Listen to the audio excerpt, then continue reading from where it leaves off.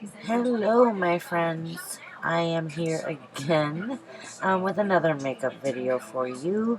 And this one here it's called Sex Candy for a reason, the colors. The colors that I chose to use, as I'm showing you here, are very candy-like. And but in a very sexy way. So as always, I am showing you the palettes and the colors that I will be using, and here I chose to use a base instead of the primers that I usually use, the Wet n Wild one, and that comes inside. This is an NYC palette, and I'm showing you the shape I'm going for, which in my case is the natural bone shape above my socket area. So I'm just following that. You can see that I have a natural shadow, and it's going to hit. It's going to slant upward, and it's going to hit the front of my brow, which is an unusual eyeshadow shape most of the time. But for special occasions, I like to do it, and it looks really, really nice. So this is a combination of, like I just said, candy-like colors. We're talking about wineish colors, pinkish colors, and there is a cotton candy color from the shimmer palette that I have. Here I am doing my brows, and this is an ashy, light brownish type of color that I'm using from the NYX brow palette. Love, love that brow palette. You guys should pick it up. It looks great. I use it all the time, and sometimes I'll mix it up with some pencil. If you're going to use a brow pencil for shaping or just for filling in sparseness, please do not use a waxy pencil. You will have a mess if you start sweating, and it's just not a good look. Make sure you have a hard pencil. It's not waxy. A one that where I picked mine up is CVS, and it's comes with all the brushes that I like to buy there. I believe it's Essence of Beauty. They have a great brow kit, and it comes with the perfect type of brow brushes. Now here, I'm sorry, pencils. Here I am going in with this is called, it's a blush, it's not an eyeshadow, and I just picked it up, and it's by, it's not NYC, it's LA Colors, and it's called, I'm going to have to put it in the description box, but I just held it up so that you guys could see. Starts with a B. Alright, never mind. Anyways, that's going to be my transition color, and that's going to be what I'm going to use to start the shaping. And as you can see, that went from the end of my eyebrow and like a down shape, and then on upward until I hit the front of my brow. Then I'm using the highlight from the same palette, and I'm filling in my brow bone area. Cannot talk today. Anyways, it's bothering me, the name of this blush, but I'll put it down in the description box for you. And then I am taking a angled fluffy brush, and I am blending that out. You always want to blend your transition colors really well, because that's going to be the main color in which the other color is going to go on top of for the most part. So that one should be very well blended. They all should be, but I really blend that very, very well before I start adding any other colors. And then the next color that I add is from the actual NYC palette, and it's that burgundy color, or the wineish color. And I blend that just slightly under the transition shade, but also going into and up into the transition shade, so that they sort of blend together. And then I'm using this, I don't even know what to call that brush, but it's an e.l.f. brush, and it's good for, it's an angled brush. It's good for getting into smaller areas and being more precise. And so with the third color from the same palette, which is a really dark I would say a really dark burgundy purplish color, maroon. I'm going right under, I'm sorry the mirror's all up in my face, but I'm going right under the wineish color that I just blended into the transition color. And I really, really wish you guys could see this because, well, you can see it now. It's a whole lot harder to explain if you're taking these colors and you're blending them right into each other, but actually under the color and then up into the color, if that makes any sense. And then you take a clean brush and you blend it all together so that you get that gradient and that you have no harsh lines. So that's what I've done here. And that's going to be the colors that shape the socket, the high socket area of the eye. The name of the blush is Rouge. It was bothering me. I had to throw it out there, but I will put it in the description box. And then this here is a fourth color, and this is coming from the NYX Dreamcatcher palette. And I am blending that and going ahead and providing a defining shape at the end of the eye, contouring with this color. And that again will go up into the socket, the lower socket area, and will only be blended into about quarter at the end of the eye, a little bit more, almost half. And you can see what that's doing. It's a whole lot harder to explain, and it's better if you're looking at it, which is why this is my most specific part of my tutorials, the eye makeup. And so going in with that color that I just pointed out, which is like a very, very dark, purplish, maroonish color, a different shade than the one I just used. It's a lot darker. I'm going into just barely the last quarter of the very end of the eye and continuing to contour and provide definition. And I also used it to provide a tiny bit of smoke just right at the end of the eye. And so that will do it for the darker colors, the medium and the dark colors, except for this one right here, which comes from the Coastal Scents palette, and that's the black, the matte black that comes from that palette. And I love using the black, and you'll see it's going into a real tiny area right into all the contouring that I did.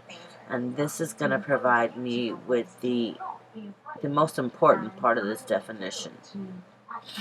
And it's going to give me a little bit more smoke as well. So you can see I'm using a pencil brush because it's a very tiny area where that black is going into.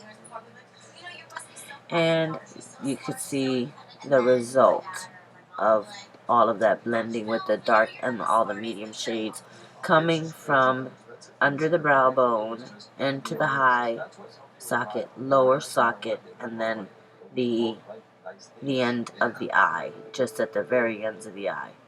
And then now I'm taking the NYC, the white pencil, so that the shimmer colors that I use will pop better and will actually come out the color that you see that they are inside the palette. And I am going to blend that out. I am blending that out with a concealer brush, which is synthetic. And when you're using creams and liquids, you should always use a synthetic brush. And that is an e.l.f. baked eyeshadow. I forget the color, but it's like a very peachy pink.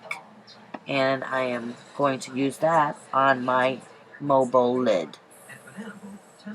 One of the colors. I'm going to go on top of that with a more shimmery color than this. But this provides sort of like a base for me. So that the color I'm going to use next, which comes from that 60 color shimmer palette I'm holding right now. And I'm going to go for that cotton candy. It's going to be the cotton candy mixed with a little bit of lilac-y purple that I choose from there.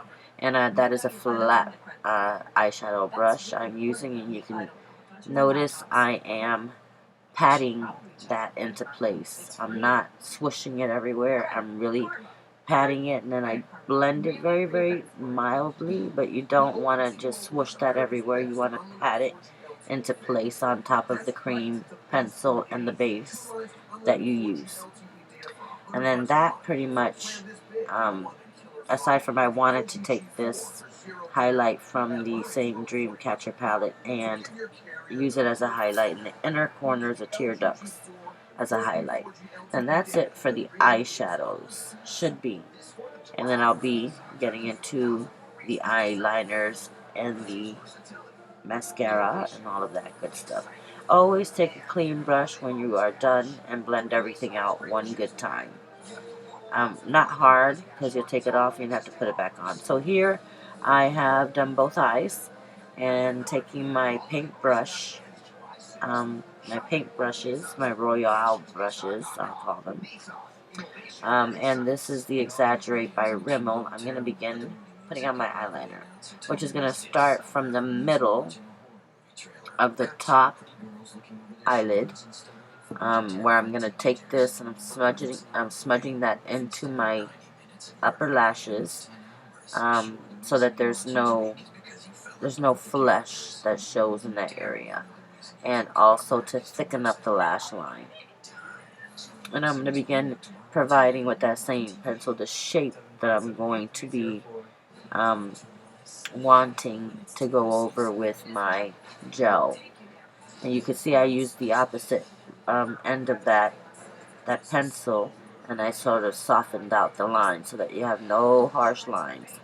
And using an angled, both an angled and a paintbrush, a very, very thin, they're so thin, I mean, I'm not going to go as far as saying they're microscopic, but they're very, very thin, and that gives me more control, and that's why I choose to use paintbrushes to apply my eyeliner. It allows me to shape my wing just so it's... This is really perfect, actually, for people who have a hard time putting on eyeliner, because it gives you so much control and how you thicken your line and how you do your flicks. And I do use an angle brush just for the end, just for that flick, because the angle brush is perfect for creating that. Other than that, I do use the paintbrush, and I would highly recommend that if you have a problem, or, you know, you're just not as good with your eyeliner, get paint brushes, synthetic ones, and they work like a dream. So I'm going on the lower lash line, smudging that up in there, and the waterline as well, 3/4 of the way. So I'm leaving just the inner corners of my eye with no eyeliner, and that keeps your eye from being just completely closed off. If you've watched any of my videos, you guys know that unless I'm doing an Arabian eye, that's how I do my eyeliner, pretty much with every look. Because I have no lines around my eyes, I also have hooded eyes, so this is the way I do my eyeliner. I do like to do the flicks and the cat eyes and all of that, but you'll notice that that goes towards the end and not eyeliner all over the entire eye. If you have larger eyes, you may be able to get away with that. Now I am setting that with the black that's in the Dreamcatcher palette. I like to do that so that the eyeliner will stay all day, and that is a really good tip and a trick to know to do, because that also works like a dream. And then I'm going to go ahead and I use the J Lash. Those I get at the store that I brag about so much, called Rainbows. But before that, I am going to apply mascara, and that's the Illegal Length by Maybelline, and I am curling my lashes. You'll want to do that. I think it opens up the eye perfectly. And if you do not have large eyes, you want to use every tip and trick that there is to open up your eyes and brighten them up as much as possible, so that when all your makeup is on, your eyes, you know, are still, they look wide and fresh and open and bright. So all women want their eyes to look, I think. And so after this, I do my lashes off camera, and I am doing top and bottom mascara. That also helps to widen the eyes. And starting from the root, and you'll notice there's a wiggly motion that goes on there, and that's to get every lash up and out. And then I go off camera here, and here goes the J lashes. They're already on. If you guys want to see me putting them on camera, just leave a comment, and I'd have no problem doing that. There's just too many of these tutorials on how to put on fake lashes, so I don't do it. And here I'm using a Rimmel, the Scandal Eyes felt tip liquid liner to just go over the band and make sure that everything is nice and tidy. And that is the e.l.f. primer. This is the face makeup portion. I don't know why these things say they're 20 minutes long. They are not. I'm almost done here. And that is the Bare Minerals foundation. Mine is, I believe, in it is their Bare. It's like a beigey color. It's the natural. Bare Natural is the actual shade. Oh, I really got the funk going on today. It's hard keeping up with this in fast mode, so excuse me when that happens. So this is their the Bare Minerals liquid foundation, and then I'm gonna set that with the actual mineral foundation, the powdered foundation, and this is a medium. And those are actual Bare Mineral brushes. I have my original ones. And that's just one coat because I'm using this as a setting powder. And then here the Glamouflage, and that I use as a highlight and a concealer under the eyes with a wedgie. And this sponge is wet. It's not dry. That's not good to use a dry sponge when you're using liquid makeup. It gets hard to apply, and you don't want your makeup to go on. You want it nice and dewy looking, so this helps. So wet your sponges. I always forget to mention that. Mine is damp. And then this is the Bronzy Blush LA Colors. So I'm playing down, since I have pinky, maroonish, wineish eyes, cotton candy eyes. I am going to play down the face makeup so that it doesn't look like I've got a rosy face, so that it balances out. So I went for a bronzy face, and so I'm taking that same e.l.f. eyeshadow, and I'm choosing to use that as a blush. And yes, you can multi-use e.l.f. products in many ways, and that's another reason why I love it so much. So that's kind of like a peachy pinky and color, and it's also got a nice satiny look to it. So I use that as a blush. And then I used as a highlight the Revlon Skin Lights, and mine is in the rosy shade. And again, everything is blended out with the wedge or the sponge, the beauty blender. And then, just right there on the Cupid's bow, and then I'm going to do a purple, matte purple, it's violet purple lip. And I love this lipstick. That's by Rimmel. About $5. And you can pick that up at Walmart or Target. I got mine at Walmart. And I've got kind of a cold. I sound a little stuffy, so excuse me. That is also a Rimmel lip liner. The exact shade I'll put in the description box, but it's like a rose plum. It's like a rose plum. I think that's what it's called. And that is it, guys. Again, thank you guys so much for watching, and until next time, bye-bye.